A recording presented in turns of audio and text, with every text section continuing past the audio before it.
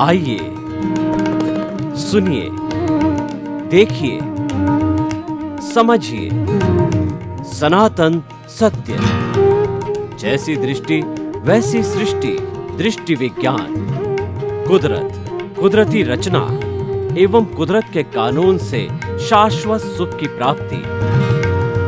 जोधपुर के परम पूज्य महात्मा उपासक प्रोफेसर डॉक्टर सोहन राज तातेड़ के निर्देशन में सनातन सत्य।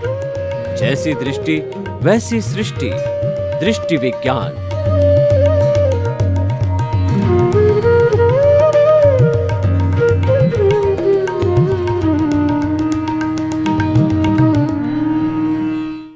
चंदेषु निम्मलयरा आयिचेषु अय्यं पयासैरा सागरवर गंभीरा सिद्धा सिद्धिं मम दिशन्तु सिद्धा सिद्धिं मम दिशन्तु। हे मेरे भीतर विराजमान शुद्ध आत्मा भगवान, आप अनंत ज्ञान, अनंत दर्शन, अनंत शक्ति, अनंत सुख का धाम हो। आप सागर के समान गहरे हो और आप हिमालय के समान विशाल हो। रिद्धि सिद्धि प्रदाता हो, मुक्ति प्रदाता हो। मुझे शक्ति दो, जागृति दो कि मैं भी मुक्ति की नींव डालूं, मुक्ति की ओर प्रस्थान करूं। भाइयों और बहनों, आज का हमारा बहुत सुंदर एपिसोड है कि आत्मा एक कामधेनु है। इसको कामधेनु का विशेषण दिया गया। धेनु का अर्थ होता है गाय। कामधेनु वह गाय होती है कि आप जो उससे मांगो वह आपकी इच्छा तुरंत पूरी करती है। पुराने समय में जब हमारा अवसर्पी काल का पहला और दूसरा जो है आरा चलता था, तब लोगों का जो है वो फूल पत्ते वगैरह जो है पहना करते थे और उनका भोजन बहुत सीमित था। यानी पहले आरे के अंदर तो मूंग के समान खाने से तृप्त होते, दूसरे आरे के सम चावल और फिर दूसरे आरे के अंदर चने के बराबर भोजन करने से वो भूख हो जाती। फिर धीरे धीरे उनकी भूख बढ़ती गई। इसका मतलब वहाँ पर जो है वो इस तरीके से जो है वो कहना चाहिए कि पेड़ पौधे हुआ करते थे कि जिनसे जो मांगो वो उनको तुरंत मिल जाता था, उसी से ही उनके जीवन की पूर्ति हो जाती थी। तो वो जो है वो पौधे जो उनकी इच्छा की पूर्ति किया करते थे, तो ऐसे ऐसे पौधे हुआ करते थे। तो उसी समय में भी कामधेनु एक देवी का स्वरूप होती है कि जो मांगो वही मिलेगा। तो हमारे आत्मा को कामधेनु क्यों कहा गया है? क्योंकि आप ऐसे सोचो कि हमारे जीवन में जो कुछ भी प्रवृत्ति होती है, जन्म से मृत्यु तक की हर क्षण की प्रवृत्ति होती है, वह आत्मा की प्रेजेंस के बिना नहीं होती है। आत्मा की हाजिरी के बिना मन न तो चिंतन कर सकता है, वचन न तो बोल सकता है, काया न हिल सकती है, न डुल सकती है। एक अंगुली भी हिलती है तो वो आत्मा की प्रेजेंस से ही हिला करती है, इसके बिना वह नहीं हिल सकती है। तो जब इतनी इम्पोर्टेंट चीज है तो वो तो कामधेनु हो ही गई, क्योंकि जीवन की हर प्रवृत्ति को जीवन यही देने वाली है। हमारा जीवन ही आत्मा के पीछे, और आत्मा नहीं होती है तो वह डेड बॉडी हो जाता है। यानी जीवन का संचालन जिस वस्तु से होता है तो उसको हम कामधेनु से कम कैसे मान सकते हैं? लेकिन हमारी अज्ञानता है। अज्ञानता क्या है? दो चीज़ों की बड़ी अज्ञानता कि मैं कौन हूँ और इस सृष्टि का संचालन करने वाला कौन है। इसकी अज्ञानता क्या है कि मैं सोहन राज रूपी शरीर हूँ और इस शरीर का संचालन करने वाला मैं ही हूँ। जबकि वास्तविकता ये है कि सोहन राज का ये शरीर तो पिछले जन्म के कर्म के भुगतान के लिए मिला है और मैं शुद्ध आत्मा हूँ, मन वचन काया से मुक्त, ऐसा मैं शुद्ध आत्मा हूँ, ये सच्चा ज्ञान है।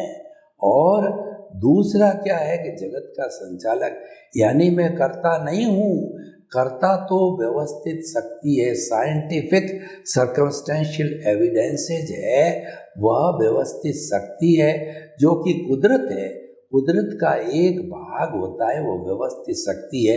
व्यवस्थित शक्ति हमारे व्यक्तिगत जीवन पर लागू होती है, वो व्यक्तिगत जीवन संचालन के लिए हमारे को द्रव्य क्षेत्र काल भाव लाती है। लेकिन वह जो कुदरत होती है वो 84 लाख जीवा योनियों का भरण पोषण, जन्म, क्रिएटर, ऑपरेटर, डिस्ट्रॉयर वह है, सब कुछ वही है। और वो प्रकृति कहती है मैंने किसी को कर्ता नहीं बनाया है, मैंने किसी को कर्ता बनने की पावर नहीं दी है, मैंने किसी को कर्ता जो है बनने की पावर ऑफ अटॉर्नी नहीं दी है, मैं केवल सिंगल करता हूँ। कई बार क्या होता है, बहुत सी पॉपुलर प्रोडक्ट होते हैं तो उनके प्रोडक्ट के ऊपर लिखा होता है हमारी कोई भी ब्रांच नहीं है।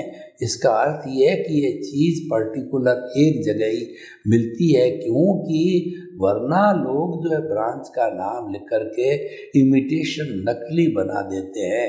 तो सारा कुदरत ने पहले ही क्लियर कर दिया कि मैं स्वयं करता हूँ, इस सृष्टि का कोई भी प्राणी करता नहीं है। तो सच्चा ज्ञान क्या है कि आप अपने आप को अकर्ता मानो और दुनिया के हर जो है प्राणी को अकर्ता मानो। जब आपने अकर्ता अपने आप को मान लिया तो आप भी निर्दोष हो गए और विश्व के समस्त प्राणी भी निर्दोष हो गए। क्योंकि दोष किसका आता है? दोष सर्वेंट का नहीं होता है, दोष तो रिस्पॉन्सिबिलिटी मालिक पे आता है। जब आप इस शरीर के मालिक ही नहीं हो, करता ही नहीं है, तो इस शरीर के द्वारा जो कुछ भी होता है वो आपकी कोई रिस्पॉन्सिबिलिटी नहीं है। जब आपको ज्ञान दिया जाता है तब आपको अकर्ता बना दिया जाता है। अकर्ता होने के बाद में इस शरीर से कोई अपराध हो, इस शरीर से कोई भी जानवर की हिंसा हो तो वो जिम्मेवार, क्योंकि वो तो कुदरत कराती है। किसी की हिंसा कराना, किसी को बचाना और कोई भी परिवर्तित कराना, वो तो मालिक कुदरत हो गई है, तो जिम्मेवारी सारी कुदरत की है। आप तो मात्र जो एक कहना चाहिए कि एक निमित्त बन गए जिसके माध्यम से जो है आप कार्य। और एक निमित्त का मैं आपको एक उदाहरण देना चाहता हूँ कि मेरे को ये एक अच्छी चाय मसालेदार पीनी है, तो उसको पीने के लिए मैंने दूध लिया, पत्ती ली, पानी लिया, भगोना लिया, उसमें सब चीज़ों को डाला, मसाला डाला, फिर उसको जो स्टोव के ऊपर रख करके उसको उकाला, 2 4 5 बार उकाला और उकाल करके उसको जो है इधर उधर हिलाया, तब जा कर के वो उकली हुई बहुत अच्छी मसालेदार चाय मैंने पी। अब मैं कहता हूँ कि चाय मैंने बनाई, मैं कर्ता बन गया। मैं चाय कैसे बना सकता हूँ? 10 चीज़ों ने मिलकर के चाय बनाई है। कोई भी मकान बनता है तो उसको मकान को बनने के लिए रोड़ी चाहिए, पत्थर चाहिए, चूना चाहिए, लकड़ी चाहिए, सीमेंट चाहिए, मैसन चाहिए, मजदूर चाहिए, और अकेला मालिक कहता है कि मकान मैंने बनाया। तो कैसे बना सकता है? अकेला नहीं बना सकता है। अकेला व्यक्ति तो निमित्त ही होता है। तो इसीलिए जो है ये कामधेनु क्या है, ये कहती है तुम तो दुनिया में निमित्त बन के रहो। भगवान कृष्ण ने गीता में भी यही कहा है कि कर्म योग दिया है। गीता जो है वो 18 दिन तक जो युद्ध चला, जो कहना चाहिए कि जो कुरुक्षेत्र के अंदर कौरवों पांडवों का युद्ध चला, तो 18 दिन तक जो जो शिक्षाएं हैं कृष्ण भगवान ने जो कि अर्जुन के साथ ही दी, उनका जो है हर दिन की शिक्षा का पहले 6 दिन कर्म योग बना या कर्म मार्ग बना, दूसरे 6 दिन जो है वो भक्ति योग बना, तीसरे 6 दिन ज्ञान योग बना। ये 18 दिन की जो युद्ध है वो 18 भाग बने और सबका ये निष्कर्ष निकाले हम तो ये जो भाग हमारा जो बनता है वो बनता है ध्यान योग कहलाता है, जो कि उपसंहार है, वो निष्कर्ष है कि आप इन सब चीज़ों को जीवन में उतारिए। तो भगवान ये कहते हैं कि तू कोई भी अर्जुन को सबसे बड़ा जो कहना चाहिए कि उन्होंने शिक्षा दी, तू तो निष्काम कर्म किए जा, तुम्हारे पे युद्ध जबरदस्ती सारे प्रयास किए गए, तुम्हारे को थोपा गया। युद्ध लड़ने वाला अर्जुन अलग है और जो रियल रूप में तो जो अर्जुन है वह तो शुद्ध आत्मा है, यानी उसको जो है वह मन वचन काया से मुक्त रखते हुए और युद्ध करवाया कि ये मन वचन काया युद्ध कर रहे हैं, ये अलग है, तुम अलग हो।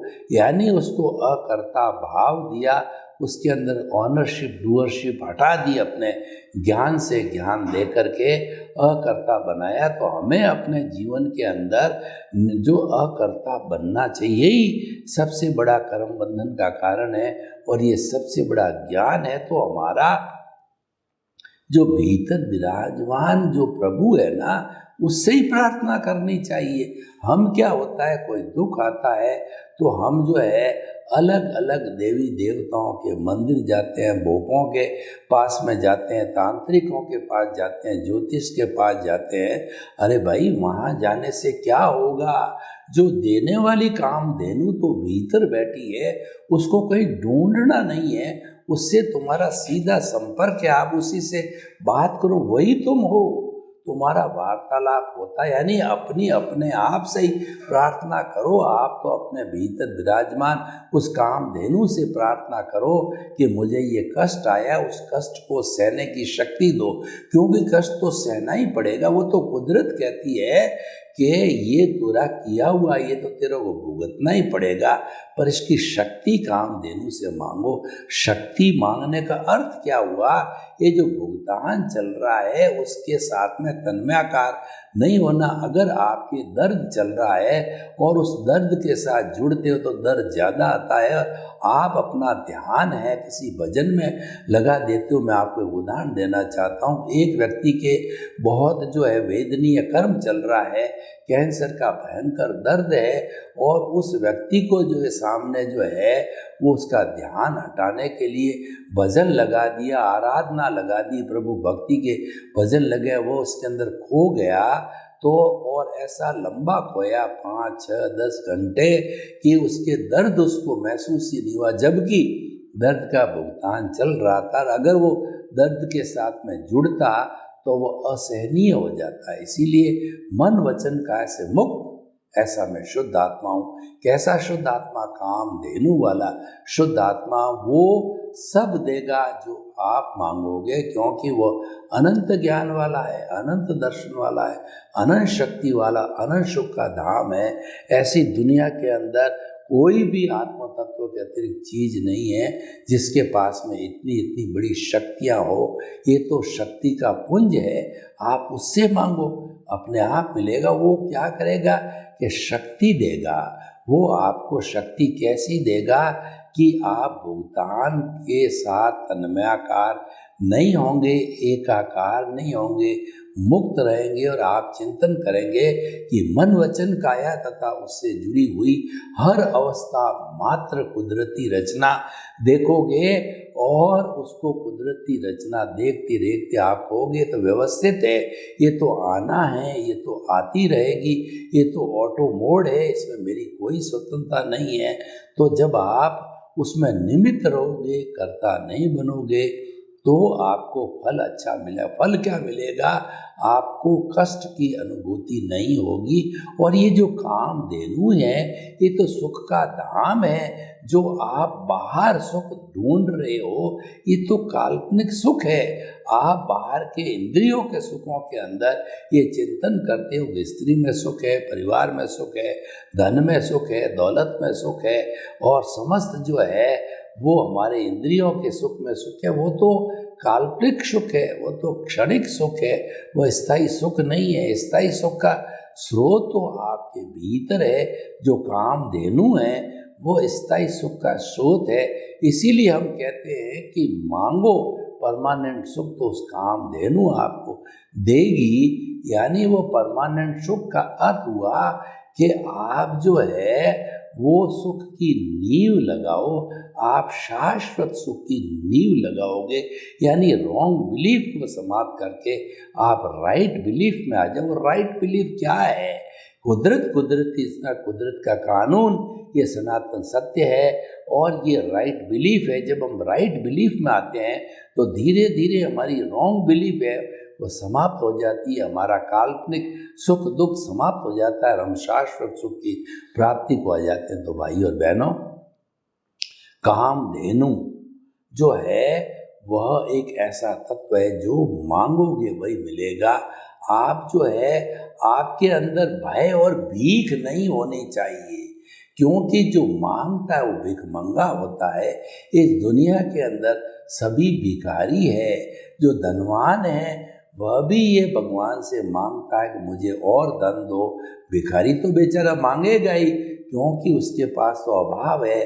जो हमारे समाज में लूले लंगड़े अपाहिज मूक बधिर अनाथ और विधवाएं हैं तो वो तो बेचारे अभावग्रस्त है, क्योंकि उनके कर्म ऐसे ही है। उनकी तो हमें सहायता करनी है। लेकिन जो लोग धनी हैं, कुबेर है, वो भी भीख मंगे हैं, वो भी मांगते रहते हैं।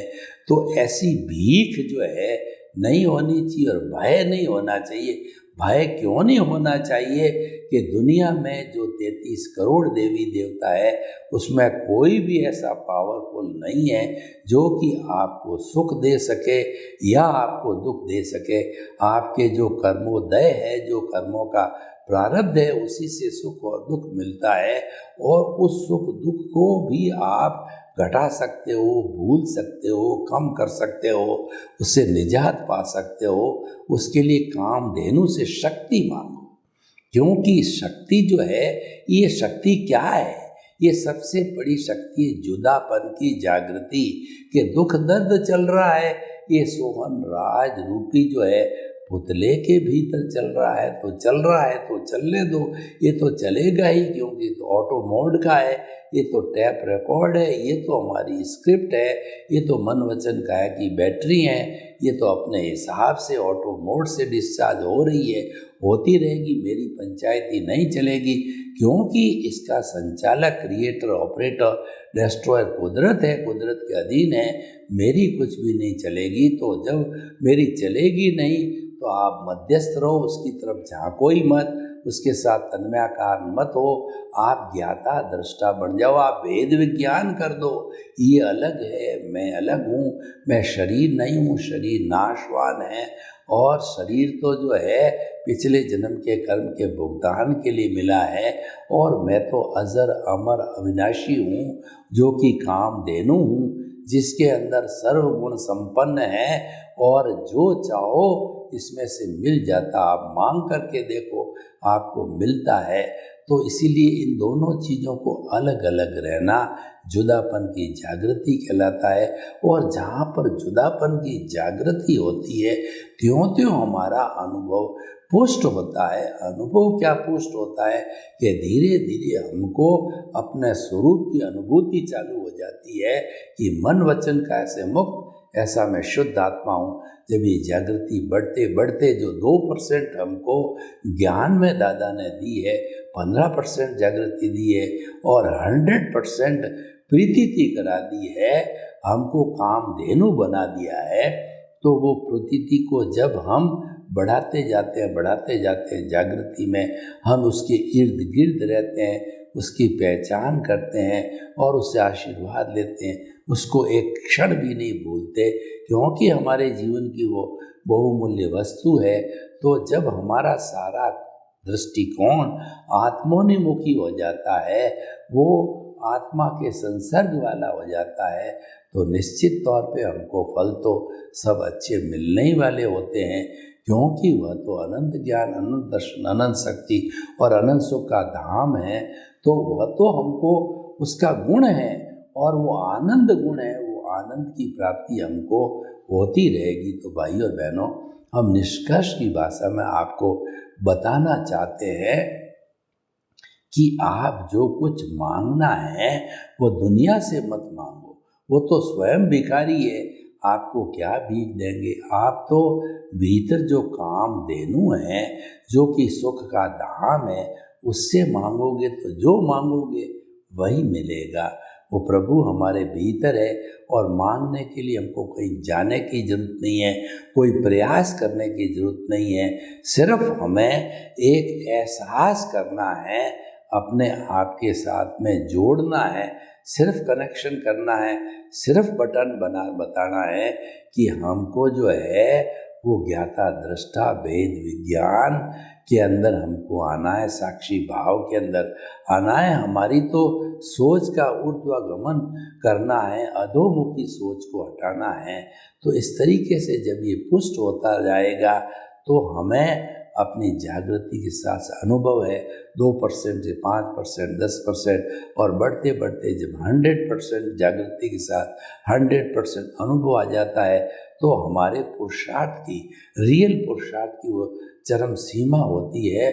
और वो रियल पुरुषार्थ जो है वो हमारा दृष्टि विज्ञान है। और रियल पुरुषार्थ होते ही हमें स्वरूप की जानकारी होने से हम सिद्ध बुद्ध मुक्त बन जाते हैं। वो ज्ञान हमारा केवल दर्शन हो जाता है और अगले जन्म में केवल ज्ञान होकर के हमको वह मुक्ति की ओर ले जाता। तो भाई और बहनों, हम अगर इस एपिसोड को आज जो है हमारे श्रोता है उनके सामने ओपन करते हैं और इनको उसकी कहने चाहिए ओपिनियन, उसकी वायबिलिटी और जो कहना चाहिए उसकी क्या प्रासंगिकता है, तो हमारे दर्शक ये बताना चाहेंगे कि ये कामधेनु तो भीतर है। और कामधेनु का अर्थ होता है जो मांगो वही मिलेगा, तथास्तु ही होता है। कभी भी कामधेनु निराश नहीं करती है, ये क्योंकि उसका लक्षण है, उसका गुण है। पर जो कुछ मांगा जाए वह एकदम डिवोशन, डेडिकेशन, पूर्ण श्रद्धा, पूर्ण जागृति के साथ में माना जाए। यानी कि हमारी जागृति हमारे स्वरूप से अतिरिक्त नहीं होनी चाहिए। जब हमारे स्वरूप से हट कर के हम जो है ये जड़ के रूप में शरीर अज्ञा का जगत की जागृति में चले जाते हैं, तब जो है हमारी भूल पड़ती है। प्रज्ञा की जागृति होती है, प्रज्ञा कामधेनु से जुड़ी होती है और उसकी जागृति स्थायी होती है। क्योंकि जब कभी भी हमें सद्गुरु या ज्ञानी पुरुष ज्ञान देता है तो ज्ञान देने के बाद में क्या चेंज आता है? वो चेंज आता है कि हमारे इस कामधेनु रूपी शरीर से हमारी एक आत्मसत्ता जो है, प्रज्ञा अलग होकर आती है और वो प्रज्ञा जो है पूरे जीवन की मालिक बन जाती है। वो हमको भटकने नहीं देती। अज्ञा जो है वह बुद्धि का, अज्ञा की हेड बुद्धि होती है, वो क्या हमें नफ़ा नुकसान बताती है और हमको भटकाती है कि ये अच्छा है, ये बुरा है, राग करवाती है, द्वेष करवाती है और वह कॉजल बॉडी को बनाती है। कर्म शरीर अज्ञानता है, उसको बढ़ाती रहती है। तो इस जो है बुद्धि बहन को घर भेजना है, पियर भेजना है तो चली जा, हम तो अबुद्ध होना चाहिए, हमको बोध आना चाहिए। बुद्धि के स्तर पर कोई भी सुख की प्राप्ति नहीं। प्रज्ञा का स्तर होता है वह हमारी इंट्यूशनल होती है और जो हमारी बुद्धि का स्तर होता है वो इंटेलेक्चुअल स्तर होता है। इंटेलेक्चुअल स्तर पे व्यक्ति विद्वान बन सकता है लेकिन पंडित नहीं बन सकता। विद्वान और पंडित के अंदर फर्क होता है कि विद्वान के अंदर राग द्वेष हाजिर होता है, पंडित में राग द्वेष नहीं होता है। वो तो प्रज्ञा चक्षु होता है और वह स्थित प्रज्ञ होता है, वो समता भाव वाला होता है। वह जो है इंद्रियातीत हो जाता है, वहाँ शब्द की पकड़ समाप्त हो जाती है, वहाँ केवल वाइब्रेशंस ही होती है। और वो वाइब्रेशंस जो है वो हमारी तेजो पद्म शुक्ल लेशिया के रूप में या कृष्ण नील कापोत जो हमारी लेशिया है उस रूप के अंदर वो वाइब्रेशंस हो जाती है। उस वाइब्रेशन के अंदर जो कुछ भी जाएगा, चाहे ईसा मसीह जाओ, चाहे राम जाओ, कृष्ण जाओ, महावीर जाओ, उन सब की वाइब्रेशंस में जाने वाला एक से सत्य को प्राप्त करेगा। इसीलिए हम सब धर्मों के अंदर ये देखते हैं कि सब धर्मों में एक रूपता क्यों दिखाई देती है कि धर्म जो करने वाले जितने प्रोफेट्स हैं, जितने भी कहना चाहिए उनके संस्थापक हैं, वो सब प्रज्ञा के जगत में जीने वाले हैं, वो सब इंट्यूशनल जगत में जीने वाले हैं, वो भावात्मक जगत में जीने वाले हैं, वो इंद्रियातीत होते हैं, वो शब्दों से परे जाते हैं, वो बुद्धि से परे जाते हैं। बुद्धि से परे सम्यक दर्शन मिलता है, सत्य मिलता है, और वहीं पर जो है truth is God, God is truth का सिद्धांत मिलता है। और जो गांधी जी कहा करते थे, my life is a message and my whole life is a experiment with the truth. मैंने जो सत्य ही भगवान है, भगवान ही सत्य माना है, वही मेरा जीवन है। तो हमें उस जीवन की प्राप्ति करने के लिए कामधेनु से संपर्क करना पड़ेगा, प्रज्ञा के अंदर जगत में जाना पड़ेगा, और वहाँ पर सब अच्छे अच्छे वाइब्रेशंस ही है, सत्य है, वहाँ सुख का धाम है, वहाँ आनंद है, वहाँ चारों तरफ आनंद का झरना बहता है, वहाँ पर जो है आनंद का सागर लहराता है, वहाँ आनंद का तालाब है, उस तालाब में हम हिलोरे ले सकते हैं। तो हम ये कहना चाहते हैं कि अगर आत्मा रूपी कामधेनु का आप स्पर्श करोगे तो जीवन में आनंद ही आनंद अनुभूति आएगी, और जो आनंद आप बाहर महसूस कर रहे हो वो तो बहुत क्षणिक आनंद होगा और बहुत ही छोटा आनंद होगा, और भीतर का अमिट अक्षय और शाश्वत आनंद मिलेगा। सर्वे भवन्तु सुखिनः, सर्वे सन्तु निरामया। लोक के सब जीवों को सुख मिले, शांति मिले, आनंद मिले, प्रेम मिले, सौहार्द मिले, और सभी हम हिल मिल करके स्वर्ग को धरती पर उतार लाएं और सुख का संसार बनावें। आपके प्रति मंगल भावना। ओम शांति।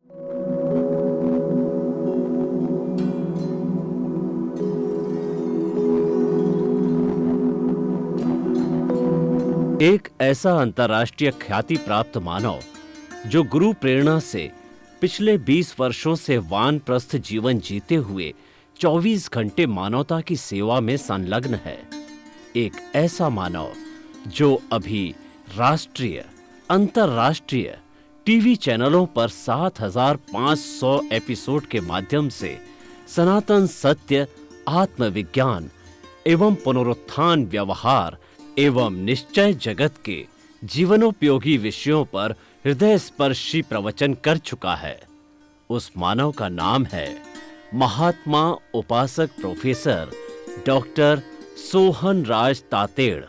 प्रोफेसर तातेड़ द्वारा योग, दर्शन, शिक्षा विषयों पर रचित पीएचडी स्तर के 250 शोध ग्रंथ भारत के 100 प्रतिष्ठित विश्वविद्यालयों में शोधार्थी पढ़ रहे हैं, तथा वे सभी शोध ग्रंथ वहां की सेंट्रल लाइब्रेरियों में उपलब्ध हैं। महात्मा सोहन राज ने अभी तक हजारों स्कूलों, कॉलेजों, विश्वविद्यालयों एवं संस्थाओं में सेमिनार, वर्कशॉप, कैंप लगाकर लाखों विद्यार्थियों को योग, दर्शन, शिक्षा का प्रशिक्षण देकर उन्हें सुसंस्कारित किया। डॉक्टर तातेड़ ने भारतीय संस्कृति उत्थान के 4000 से अधिक समसामयिक विषयों पर आर्टिकल लिखकर ऑनलाइन जर्नल, पत्रिकाओं, वेबसाइट्स पर प्रकाशित किया, जिसका उपयोग लाखों पाठक कर रहे हैं। उपासक तातेड़ के 5000 से अधिक आज का सुविचार, आज का शुभ संदेश, आज का मंगल भावना योग आदि चिंतन websites, Twitter, blogger, Facebook, YouTube माध्यमों से लाखों लोग अपना जीवन निर्माण कर रहे हैं। मानवता के मसीहा ऐसे महामानव महात्मा सोहन राज तातेड़ के प्रोफाइल को अभी तक विश्व के 20 लाख दर्शक यूट्यूब पर, 12 लाख गूगल पर एवं लाखों दर्शक फेसबुक, ब्लॉगर, ट्विटर और इंस्टाग्राम पर देख चुके हैं।